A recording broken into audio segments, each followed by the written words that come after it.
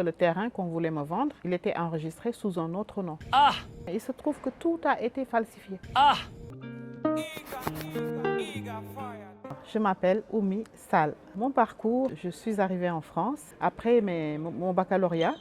Pour mes études supérieures, j'ai fait des études en marketing d'abord, puis en communication politique et publique. Je développe une entreprise en Afrique qui s'appelle Diariemu Invest. C'est une agence qui accompagne particulièrement la diaspora pour investir en toute sécurité en Afrique, mais dans 2 domaines que l'on a choisis parce qu'on a jugé que c'est des domaines rémunérateurs et des domaines en pleine expansion. Donc c'est dans l'immobilier et dans l'agrobusiness. Diariemu Invest est né à partir d'un constat. Moi-même, je suis restée longtemps en France, je n'ai jamais travaillé en Afrique et j'ai fait toute ma carrière professionnelle en France. J'ai travaillé dans pas mal d'entreprises avant de créer moi-même mon agence de communication. Et c'est comme ça que j'ai eu l'idée. En 2017, j'ai commencé déjà à réfléchir pour investir dans l'immobilier. J'ai fait comme tout le monde. J'avais des économies, j'avais gardé beaucoup d'argent. J'ai appelé mes parents et j'ai demandé à mes parents de me trouver un terrain. Ils m'ont mis en relation avec des promoteurs, mais j'étais loin de me douter que ces promoteurs-là, ils n'étaient pas dans le formel, ils n'avaient pas d'entreprise, c'était des vendeurs à la sauvette, à la limite de terrain. Et de fil en aiguille, après vérification, j'ai eu la chance parce que j'ai manqué de me faire arnaquer de beaucoup d'argent, de près de 100 000 euros. Inacceptable!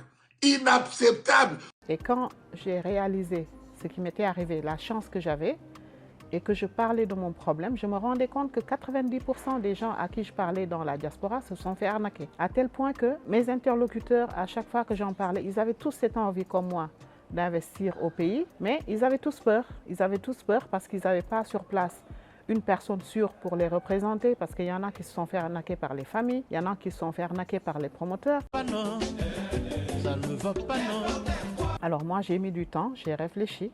Je me suis dit, là, il y a un réel besoin qui est là, qui existe, c'est d'accompagner les gens en toute sécurité dans l'investissement. Et c'est là d'où est parti Diariemu Invest. En 2017, j'ai eu ce déclic. À chaque fois que je partais en vacances au Sénégal, je revenais, j'avais un petit pincement de cœur. Je me disais, qu'est-ce que j'ai fait quand même pour mon pays? Parce que moi, j'ai fait mes études primaires, secondaires, c'est l'État qui m'a tout payé. Je me suis sentie redevable de faire quelque chose au Sénégal. Je réfléchissais, mais dans tous les cas, je me disais, quand on veut aider son pays, c'est pour la création d'emplois et de richesses. Quand j'ai voulu acheter un terrain qui était très beau, qui était à Dakar, en face du monument de la Renaissance, au départ, j'avais une idée. J'ai fait beaucoup de voyages en France et j'avais toujours été séduite par les campings où c'est des espaces où il y avait des mobil-homes, des piscines, etc. Il y avait beaucoup de choses. Je me suis dit, ce serait bien d'investir dans quelque chose comme ça à Dakar. Donc, j'ai trouvé un terrain, j'ai fait les négociations et à chaque fois, on me disait, faites attention parce qu'au Sénégal, il y a beaucoup d'arnaques. Quand on vous dit, faites attention, quand vous n'êtes pas professionnel de l'immobilier, vous ne savez jamais de quoi on parle. J'ai un cousin qui est aux impôts qui m'a dit, attendez, avant de payer, je vais faire les dernières vérifications. C'est là qu'il est parti au niveau de la base de données à Yoff, je me rappelle. Et il s'est rendu compte que le terrain qu'on voulait me vendre, il était enregistré sous un autre nom. Alors que moi, les papiers que j'avais les pièces d'identité, j'avais les papiers du terrain, mais il se trouve que tout a été falsifié.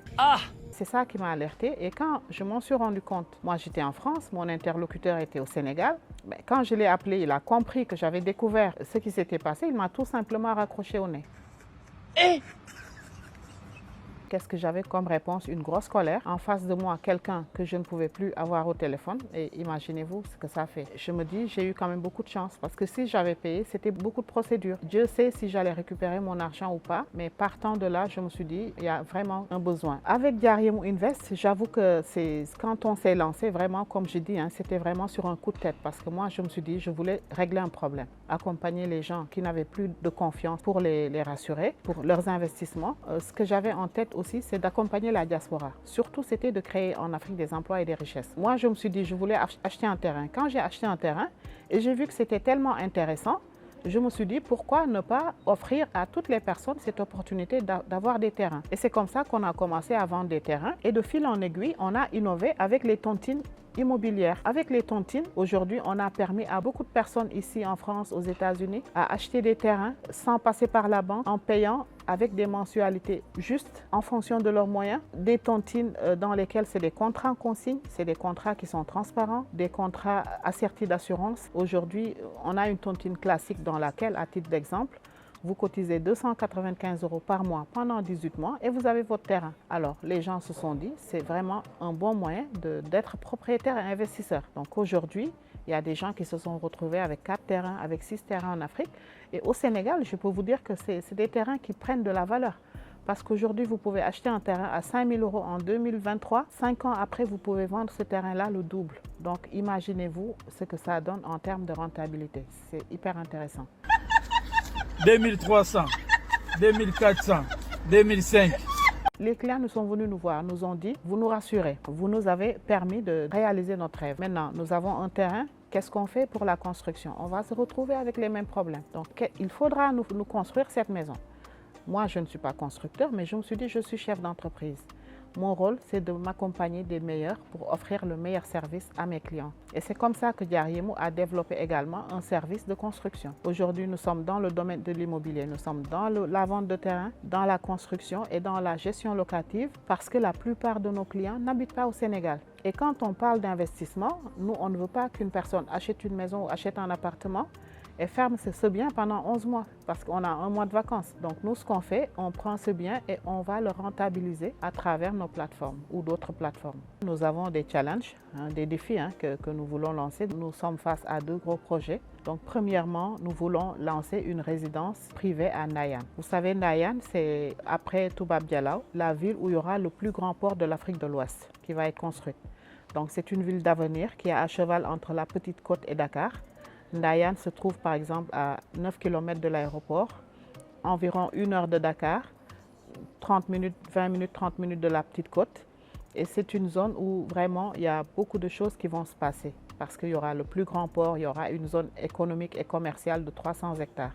Donc nous avons choisi cet endroit pour vraiment créer une résidence dédiée à la diaspora africaine. C'est une résidence écologique qui va être construite en BTC où il y aura des maisons individuelles.